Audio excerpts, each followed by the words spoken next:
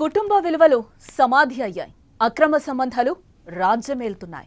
ఒకప్పుడు అనుమానపు మొగుడు భార్యల్ని వేధించుకు తినేవాడు. కథ మారుతోంది. బాయ్ ఫ్రెండ్ కోసం భార్యలు భర్తలకు మర్డర్ స్కెచ్లకు ఇస్తున్నారు. అది కూడా పెళ్లై నెల రోజులు కూడా గడవకముందే భర్తను సుపారీ ఇచ్చి హత్య చేయించిన భార్య కథ వింటే ఇది నిజమనిపిస్తోంది. మేఘాలయలో హనీమూన్ హత్య కేసులో ఇదే జరిగింది. అఫీలో ఉన్న లవర్ కోసం కట్టుకున్న భర్తను కిరాయి హంతకులను పెట్టి హత్య చేయించింది సోనం. పెళ్లైన 11 రోజులకే భర్త ప్రాణాలు తీసింది. హత్యకు కారణం ఏంటని పోలీసులు ఆరా తీస్తే ఎంక్వైరీలో భయంకర నిజాలు వెలుగులోకి వస్తున్నాయి. నైట్ షిఫ్ట్లో ఉద్యోగం చేసే సోనం ఆఫీస్లో తనకంటే 5 ఏళ్లు చిన్నవాడైన రాజ్ కుష్వాతో అక్రమ సంబంధం పెట్టుకుంది. ఏ విషయాన్ని కుటుంబ సభ్యుల దగ్గర దాచిపెట్టి రాజా రఘువంశీని పెళ్లి చేసుకుంది. పెళ్లిలో ఎంతో సంతోషంగా కనిపించిన సోనం భర్తను హనీమూన్ కు తీసుకెళ్లి హత్య చేయాలని డిసైడ్ అయింది. ఇందుకు లవర్ రాజ్ కుష్వా సాయం తీసుకుంది. మధ్యప్రదేశ్ నుంచే 3 కిరాయి హంతకులను మేఘాలయకు పిలిపించి వాళ్లు స్టే చేసిన సుహ్రారీం దగ్గర అతని హత్యకు ప్లాన్ చేసినట్లుగా తెలుస్తోంది. మే 22న వీళ్లు హనీమూన్ కు వెళ్తే మే 23నే రాజా రఘువంశీని హత్య చేసింది. హత్య సమయంలో సోనం కూడా అక్కడే ఉందని పోలీసులు ఇన్వెస్టిగేషన్ లో తెలుస్తోంది. ఇందుకే ఈ మర్డర్ స్కెచ్ ఎలా వేసింది అనే వివరాలు మా న్యూస్ ఎడిటర్ తిరుమల అందించే ప్రయత్నం చేస్తారు. తిరుమల, రఘువంశీ సోనం ఇష్యూ ఎంత పెద్ద సంచలనం సృష్టించిందో తెలుగు రాష్ట్రాల్లో మనం చూస్తూనే ఉన్నాం. అసలు ఏం జరిగింది, సీన్ టు సీన్ చెప్పే ప్రయత్నం చేయండి. తెలుగు రాష్ట్రాల్లో కాదు జానకి, ఇది దేశవ్యాప్తంగా పెద్ద సెన్సేషన్ మర్డర్ అయింది. ఎందుకంటే సోనంకి రఘువంశీకి కేవలం పెళ్ళైన 11 రోజులకే ఆ రఘువంశీ మర్డర్ జరిగింది. సోనమే ఈ హత్య చేసినట్టుగా స్పష్టంగా అర్థమవుతోంది. హత్య చేసిన సమయంలో అంటే మధ్యప్రదేశ్ నుంచి వీళ్ళ చాలా తెలివైన స్కెచ్ చేసింది. పెళ్లి చేసుకున్న తర్వాత 11 రోజు వీళ్ళు మేఘాలయలో సొహరరీం ఏరియాకి హనీమూన్ కోసం వెళ్ళారు. అది పూర్తిగా ఒక కొండ ప్రాంతం, ఇంటీరియర్ ఏరియా. ఆ కొండ ప్రాంతంలో గతంలో చాలాసార్లు అంటే ఇటువంటి జంటలు వెళ్ళి లేకపోతే హనీమూన్ కోసమనో లేకపోతే ఇంకో ఫ్యామిలీ కోసం ఫ్యామిలీతో పాటు వెళ్ళి లోయల్లో కాలు జారి పడిపోయో లేకపోతే ప్రమాదవశాత్తు చనిపోయో అక్కడ చాలామంది మరణాలు జరిగాయి, సంఘటనలు జరిగాయి.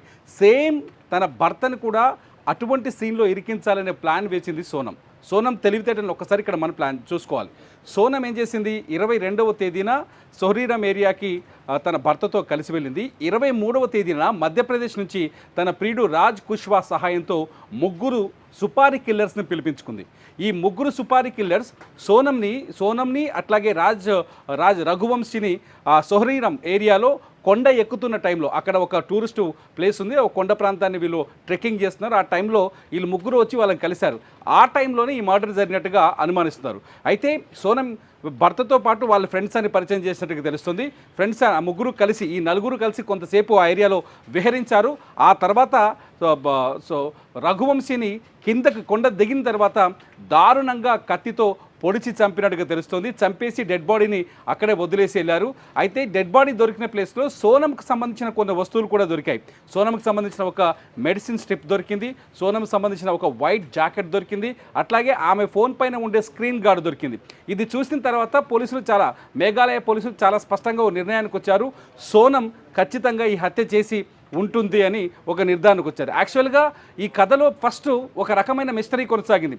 ఎప్పుడైతే రాజవంశీ 22వ తేదీ నుంచి 23వ తేదీ నుంచి రఘువంశీ సోనం ఇద్దరు కనిపించకుండా పోయారు. కనిపించకుండా పోవడం ఒక పెద్ద బ్రేకింగ్ అయింది. దేశవ్యాప్తంగా వీళ్ళిద్దరు ఒక హనీమూన్కి వెళ్ళే జంట అదృశ్యం అవ్వడం మిస్టరీగా మారిందని ఒక చర్చ జరిగింది. దీనిపైన ఏకంగా మేఘాలయ సీఎం సంగ్మాంగ్ కూడా చాలా తీవ్రంగా స్పందించారు. కనిపించకుండా పోయిన ఆ భార్యాభర్తల్ని వెంటనే ట్రేస్ చేయాలని ఆర్డర్స్ వేశారు. దీంతో మేఘాలయ డీజీపీ ఏకంగా కేసుని డైరెక్ట్గా ఇన్వాల్వ్ అయ్యి ఇన్వెస్టిగేట్ చేస్తే చివరికి రఘువంశీ డెడ్ బాడీని జూన్ 2వ తేదీన సొహరీరం కొండ ఏరియాలో లోయలో ఒక డీప్ లోయలో కనుగొన్నారు. అయితే డెడ్ బాడీ దొరికిన కొద్ది దూరంలోనే వీళ్ళు అద్దెకు తీసుకున్న ఒక బైక్ దొరికింది. అయితే ఈ బైక్కి కీస్ కూడా అలాగే ఉన్నాయి. ఇదంతా చూస్తే ఖచ్చితంగా ఒక స్కెచ్ చేసి మర్డర్ చేశారనే క్లారిటీకి వచ్చిన పోలీసులు సోనం కోసం వెతికారు. సోనంను కూడా ఎవరో గుర్తు తెలియని వ్యక్తులు చంపేసి ఉంటారని మొదట ఇన్వెస్టిగేట్ చేశారు. కానీ రఘువంశీ తమ్ముడు గోవింద్ అనే వ్యక్తి ఇక్కడ చాలా కీలకంగా పనిచేశారు. గోవింద్ ప్రభుత్వం పైన ఎప్పటికప్పుడు ఒత్తిడి తెచ్చాడు, పోలీసులపైన ఒత్తిడి చేశాడు. అనుమానం సోనం పైనే ఉంది. సోనం చనిపోలేదు, సోనం ఖచ్చితంగా బతికే ఉంటుందనే కోణంలో ఆయన కూడా కొంత పోలీసులకు సమాచారం ఇచ్చారు. ఇచ్చిన తర్వాత పోలీసులు చేసిన ఒక చిన్న ఎంక్వైరీలో ఒక చిన్న ఎంక్వైరీలో అంటే ఎక్కడైనా టూరిస్ట్ ప్లేస్లో గైడ్లు ఉంటారు, అక్కడ పడి అని ఒక గైడ్ కనిపించాడు. ఆయన పడా అని ఒక గైడు. ఆ గైడు పోలీసులకు ఒక కీలకమైన సమాచారం ఇచ్చారు. ఏమిటంటే 23వ తేదీన వీళ్ళు కొండ ప్రాంతంలోకి ట్రెక్కింగ్ చేస్తున్న సమయంలో ఈ కొత్తగా పెళ్ళైన ఈ జంట సోనం అండ్ రఘువంశీతో 3 మనుషుల్ని చూసాం. ఆ 3 మనుషులు ఎవరో తెలియదు. నేను వెళ్ళి వాళ్ళకి గైడ్గా సహకారం చేయడానికి అడిగితే వాళ్ళు చాలా తెలివిగా నన్ను వద్దన్నారు. వారించి ఇంకొక గైడ్ని తీసుకొని వెళ్ళిపోయారు. వాళ్ళు అప్పటి నుంచి నాకు గుర్తుకున్నారు. కిందకు వచ్చేసరికి అతని స్కూటర్ కనిపించింది నాకు అని పోలీసులకు సమాచారం ఇచ్చారు. ఎప్పుడైతే ఈ గైడ్ సమాచారం ఇచ్చాడో ఆ గైడ్ ఇచ్చిన సమాచారంతో పోలీసులు ఇది ఒక కుట్రపూరితమైన అంశంగా ఇన్వెస్టిగేషన్ చేస్తే అసలు విషయం బయటకు వచ్చింది. ఫస్ట్ డెడ్ బాడీ దొరికింది. ఆ తర్వాత సోనం దొరకలేదు. సోనం కోసం గాలి ఇచ్చారు. గాలిస్తున్న సమయంలోనే సోనం అక్కడి నుంచి తప్పించుకొని వచ్చి గజియాబాద్ వచ్చింది. గజియాబాద్కి వచ్చిన తర్వాత ఇక్కడ పోలీసులకు లొంగిపోయిన తర్వాత కానీ తెలియలేదు సోనమే ఈ మర్డర్ చేసిందని. సోనం పోలీసుల ముందు లొంగిపోయి నేనే ఈ హత్య చేశానని చెప్పడంతో మేఘాలయ పోలీసులేమని ఇప్పుడు అదుపులోకి తీసుకున్నారు. చాలా పక్కగా అసలు ఎందుకు ఇంత పెద్ద స్కెచ్ చేసిందని ఆలోచిస్తే సోనం నైట్ షిఫ్ట్లో పనిచేసేది. ఇవి ఇండోర్లో ఉంటుంది. సోనంది ఇండోరే, రఘువంశీది కూడా ఇండోరే, మధ్యప్రదేశ్లోనే ఇండోర్. వీళ్ళిద్దరు ఇష్టపూర్వకంగానే పెళ్లి చేసుకున్నారు. రెండు కుటుంబాలు ఒప్పుకున్నాయి. సంప్రదాయబద్ధంగానే పెళ్లి నిర్వహించారు. 11 రోజుల ఈ పెళ్లిలో చాలా సంతోషంగా ఆనందంగా కనిపించింది సోనం. ఒక్కరోజు కూడా భర్త పైన వ్యతిరేకంగా కనిపించలేదు, పెళ్లిని వ్యతిరేకిస్తున్నట్టు కనిపించలేదు. కుటుంబ సభ్యులందరికీ చాలా హ్యాపీగా కనిపించింది. అదే హ్యాపీ మూమెంట్లో మేఘాలయకు భర్తను తీసుకొని హనీమూన్కి వెళ్ళింది. కానీ సెకండ్ ట్రాక్లో సోనం చాలా తెలివిగా ప్రియుడు రాజ్ కుష్వాని పట్టుకొని భర్త రాజ్వంశీని మేఘాలయలో లేపేయాలని స్కెచ్ వేసింది. ఈ స్కెచ్ని ఎవరు గుర్తించలేకపోయారు. కారణం ఏంటంటే రాజ్ కుష్వా సోనం కంటే 5 ఏళ్ళు చిన్నవాడు. వీళ్ళ ఆఫీస్లో పనిచేస్తాడు. రాజ్ కుష్వా సోనం ఇద్దరు ఒకే ఆఫీస్లో పనిచేస్తారు.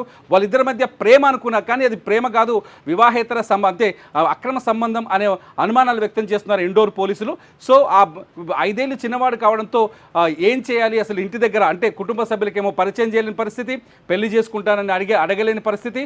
సో ఏం చేయాలో అర్థం కాక భర్తని చంపేసి హాయిగా ఇద్దరం సెటిల్ అవుదామని ఒక పిచ్చి ఐడియాతోటి ఈ మొత్తం స్కెచ్ చేసినట్టుగా అర్థమవుతోంది.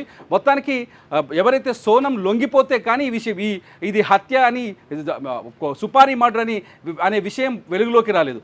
ఒక్కసారి ఎందుకంటే ఈ కేసు ఎందుకు ఇలా తెలుగు రాష్ట్రాలు కూడా చర్చించుకోవాల్సి వస్తుందంటే కేవలం పెళ్ళైన 11 రోజుల్లోనే భర్తని మర్డర్ చేయడం, 11 రోజుల్లోనే అంటే ప్రియుడిని దాచిపెట్టి ప్రియుడి కోసం భర్తని చంపేయడం అనేది ఓ సెన్సేషనల్గా మారింది. ఈ ఇష్యూ మేఘాలయ టూరిజంకి చాలా ఇంపార్టెంట్ ప్లేస్. అది మేఘాలయ ప్రభుత్వం దీన్ని సీరియస్గా తీసుకోవడం, మేఘాలయ ప్రభుత్వం దీనిపైన ఎంక్వైరీ చేయడం, ఏకంగా ముఖ్యమంత్రి ఈ కేసు విచారణలో ఇన్వాల్వ్ అయి ఉండడంతో ఒక్కసారిగా నేషనల్ వైడ్గా సెన్సేషన్గా మారింది జానకి ఈ కేసు. రైట్ తిరుమల. మొత్తంగా మనం చూస్తే కుటుంబ విలువలు సమాధైనట్లుగానే కనిపిస్తున్నాయి. అక్రమ సంబంధాలు రాజ్యం వెళ్తున్నాయి. ఒకప్పుడు అనుమానపు మొగుడు భార్యలను వేధించుకు తినేవాడు. కథ మొత్తం మారుతుంది. ఇదే విషయం మళ్ళీ మనకి సోనం కూడా నిరూపించిందని చెప్పుకోవచ్చు.